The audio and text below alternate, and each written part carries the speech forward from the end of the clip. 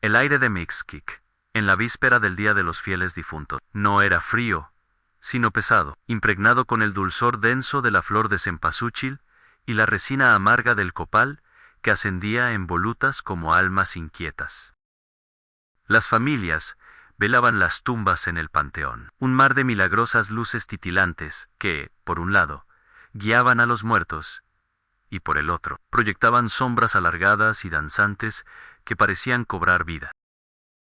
Isidro, un hombre de semblante pétreo y escepticismo reciente, se había negado a participar en la alumbrada de ese año. Su abuela, doña Remedios, había fallecido hacía solo 3 meses, y el dolor lo había vuelto agrio y desafiante ante las tradiciones.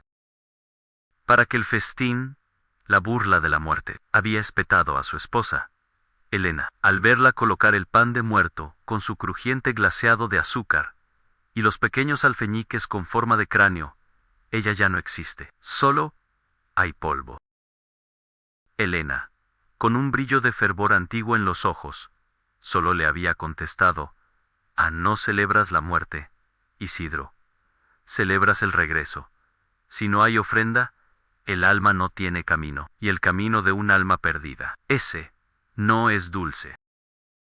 La noche del 2 de noviembre, Isidro se quedó solo en la casa, envuelta en una oscuridad inusualmente densa. Había cerrado las ventanas para no escuchar las melodías de los mariachis que cantaban en el cementerio, ni el lamento lejano de una mujer, que a veces sonaba a súplica, otras, a furia desquiciada la llorona, decían los viejos.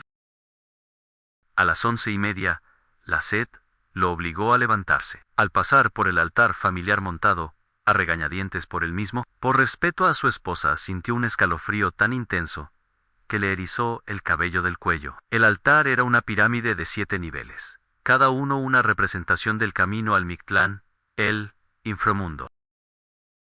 Al pie, donde debería estar el agua en un jarrón de barro, vio una sustancia espesa y negruzca.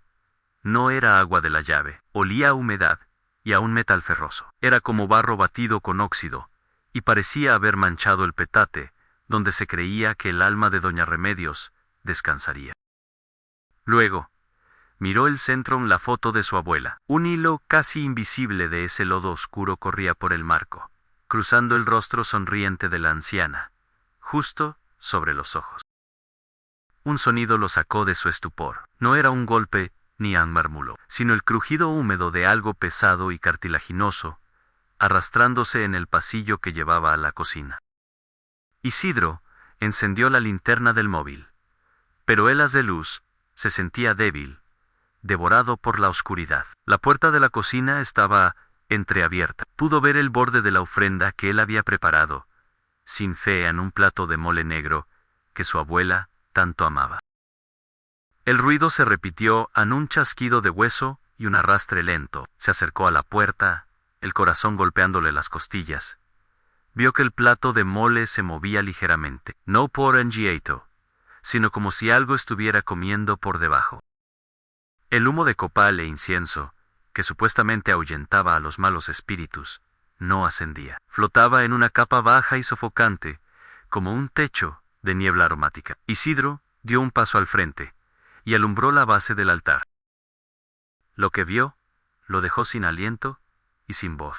No era el espectro de su abuela, era el Xoloitzcuintle, el perro guía, el que, según la leyenda, ayuda a las almas a cruzar el río Chiconahuapan. Pero este no era un guardián leal. Tenía el color negro azabache de la leyenda, pero su pelech, que debía ser lampiño y reluciente, estaba cubierto de la misma sustancia negra y viscosa de la ofrenda. Estaba de espaldas a Isidro, metiendo el hocico en el mole. No hacía el ruido de un animal que come, sino el sonido hueco de una calavera triturando algo blando. Al escuchar el jadeo de Isidro, el perro giró lentamente su cabeza.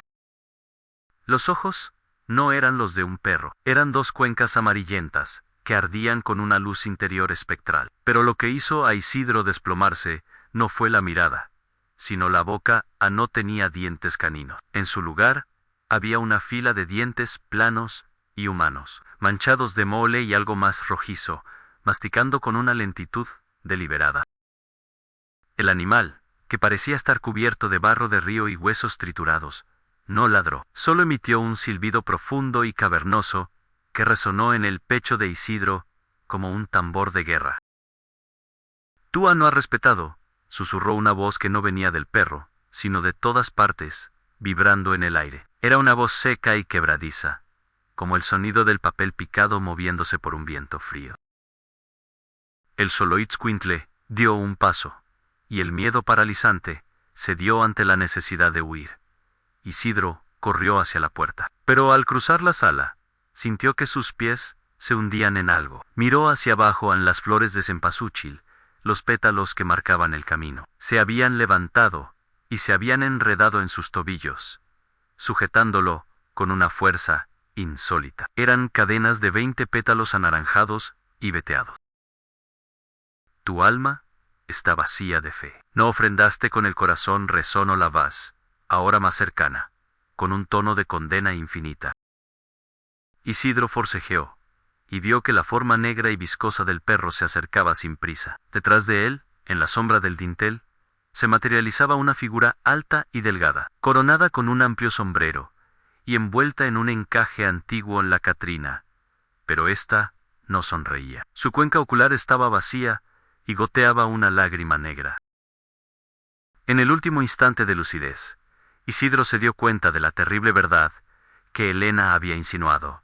Ansí el alma del difunto no encuentra sustento en la ofrenda. Busca alimento en la sangre de quien la deshonró. El Xoloitzcuintle se abalanzó con un gruñido gutural. Isidro solo alcanzó a gritar el nombre de su abuela, mientras sentía el impacto del peso y el roce glacial de la Catrina que se cernía sobre él, y el olor a tierra húmeda y descomposición se apoderaba del aire.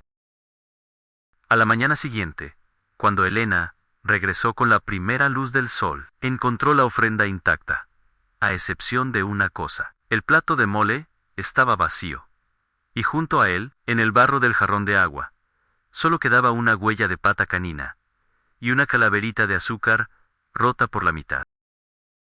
De Isidro, solo quedaba la camisa, doblada perfectamente al pie del altar, como un último y macabro acto de respeto. Helena, al verla, solo se arrodilló y murmuró con el dolor de la sabiduría ancestral. Ahora eres parte del camino que negaste, que el Xoloitzcuintle te guíe. Oh, Taydeva. Si te gustan los relatos de terror, suscríbete en Estamos subiendo un relato nuevo todos los días, por el mes de octubre nos ayudaría mucho si le das me gusta a este video, y lo compartes. Nos vemos mañana, en el próximo relato de terror.